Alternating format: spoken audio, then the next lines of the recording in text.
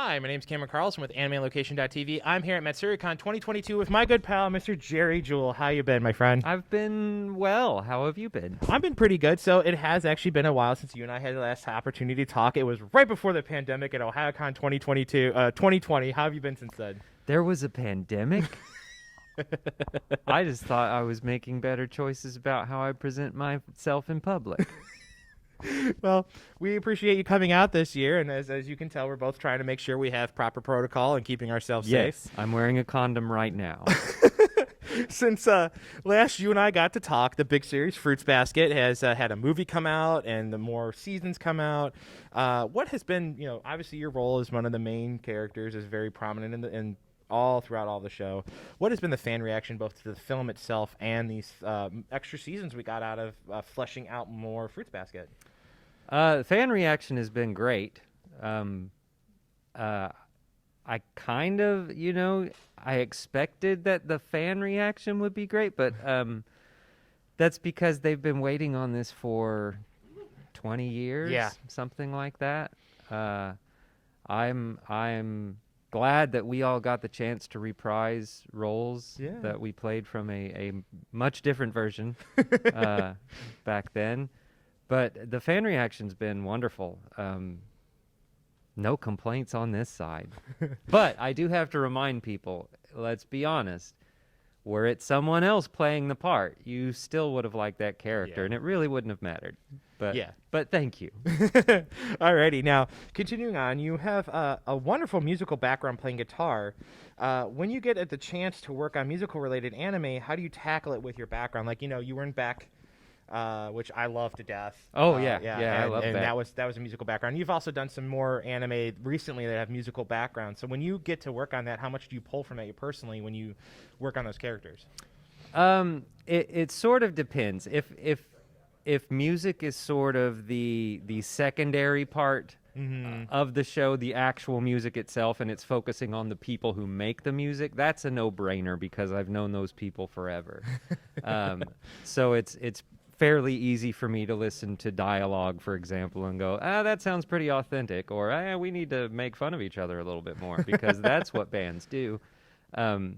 But musically, I leave it up to whatever the licensor wants. Okay. So sometimes you'll have people go, sure, go ahead and dub everything. And then I'll usually, if I'm going to dub things, I will call in a musical director. Okay. So I'm not taking all of that on by myself. And I'm still allowed to be there and be a part of the process if I wish. But I'll have someone who is rock solid musically. Because yes, I am a musician, but I was never a professional, completely trained, what I'm talking about. But we do have some people that are, and so we should utilize them when we have the chance. Right. So again, you and Gearbox have a really, really great relationship and doing mini roles, even recording a song for Borderlands 3. How did that collaboration come about, and how much? Because honestly, I'm a huge Borderlands fan. So I love the DLC that you were part of, your character, the song you wrote. I didn't write it. Okay. I didn't write it. But but either way, you got to perform it. I did. And I really, truly enjoyed it. So how much fun was it working with Gearbox on that role and that opportunity to sing that song? Because it's its own actual song that you can look up on Spotify. I didn't know that. Shh. Forget you ever heard anything. It was a lot of fun. I was nervous as heck about it. So they did give me a compliment though, because we got in there and they like to just kind of run it, and you go as far as you can. They're like, all right, we'll take it from here. But I made it most of the way through the song on the first time, and they were like, we didn't expect you to know it. Okay. We thought this was going to, and I was like, well, I didn't want to come in here. Just do a cold read. Yeah. Thinking I didn't listen to what you gave me to listen to, and I sang it. They seemed to have liked it, and it was a good day. Well, like I said, it's in the game. It's in the game credits. It's actually part of the credits of that DLC. On top of you, because that's the best part. You're in the bar, like your character's in the bar, and he's just singing it. I haven't seen it. Yeah, he just sings the song while he's in the bar. Because I actually have to rescue, as the player, you actually have to rescue you at one point. Like, it's part of the quest line. And then once I rescue you, your character's in the bar just singing that song at random. and then they also put it as the credit songs towards for the credits of the DLC. Yeah, where they do the whole thing. It's really no. You can actually listen to the entire song just standing there in the bar. Woo. Yeah, it's really fun. So I really loved it, and I'm glad that you also got to work with Joel on it as well because he was the director on it. Yeah. So when you work on anime that is sports related, such as Free, the swimming anime, do you get to go out and study the sport or practice the sport yourself to get like any sports anime? There's no way I would ever do such a thing. I mean, I stay in decent shape for what I have to work with. But no, I don't. I will, of course, look up terminology or if words come across in the script that I'm like, I have no idea what that is. I should probably find out so I can help other people sound authentic when they talk about it. But other than that, no, not at all. I just look at them and I go, oh, look, this is a surprise. The sports anime has boys with abs. True enough. How amazing. What are the chances? So, since last we talked, you also talked about working on Anime Special 7, a crime-related anime.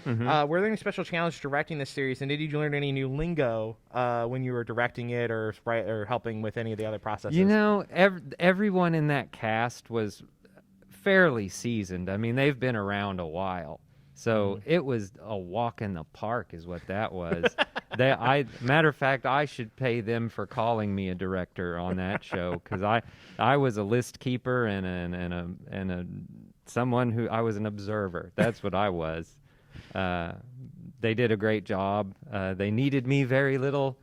Faster, slower, more, less.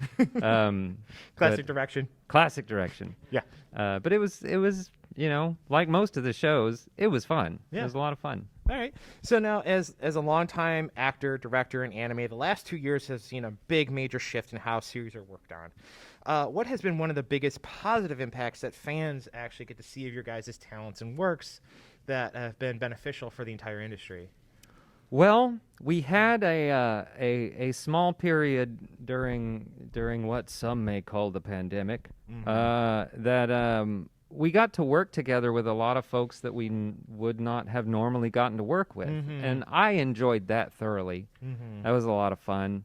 But as far as just what's happened at Crunchyroll in and of itself, the merger with Funimation and so much anime. Yes. So much. Yeah. Because it's basically a pipeline straight from Japan to the U.S. It is a win-win for fans across the board. The subs and dubs argument, we don't have to have that anymore. No. And on top of that, now there's the great collaboration that Sony has now moved into owning distribution through Right That's Stuff. right. So it's a straight pipeline from make it, dub it, ship it, get it into the fans' hands within literally a couple months. Pretty smart. Yeah. So, any other positives you could see from out of that, other than working with some wonderful, more anime. Just way more anime for fans and for the actors. Even it's more of an opportunity to get into more things. Alrighty. So, wrapping things up, what can you talk about that's coming out that's not behind an NDA that you want fans to check out? Well, that's the good thing about simuldubs. Yeah. Is once they start, you have to acknowledge that they're there. So I guess, what am I working on right now? The peanut crowd agreed with that statement. Trying to remember what I'm working on, but it goes by so quickly. Right now, I'm working on the daily life of the immortal king. Okay. That's fun. And I'm working on Parallel World Pharmacy. Interesting. That one is, it may turn out to be interesting. Yeah, just the title alone is like, What I know is it will be someone's favorite show. Yes. And that's kind of how I approach the whole thing. Is you get that one person who just truly loves it. Just direct every anime as if it's somebody's favorite show. You don't have to agree with them. You don't even have to like it. But treat it as if it's someone's favorite show. Well, I hope people will look forward to those two shows. Now, wrapping things up, where can we follow you online? And what message would you love to give to all your wonderful fans, just like you and I? I've known you for well over a decade now, and I've been following your career for so long. So for us longtime fans that have just been keeping up with you, what would you like to say to all of them? Well, I think by now most of them are familiar with sillygingermonkey.com. Yep. I would just like to say I have no idea what your interest in me is, but I appreciate it very much, and I look forward to meeting you still if I haven't met you, or seeing you again if I have. Yes. And because we always enjoy each other's Yes. company, and it has been a joy to get to. I'm the winner here, getting to stand in front of a microphone and do things that people go, "Oh, we love you for this," and I go, "But I would have done it without you." So, I appreciate that they care.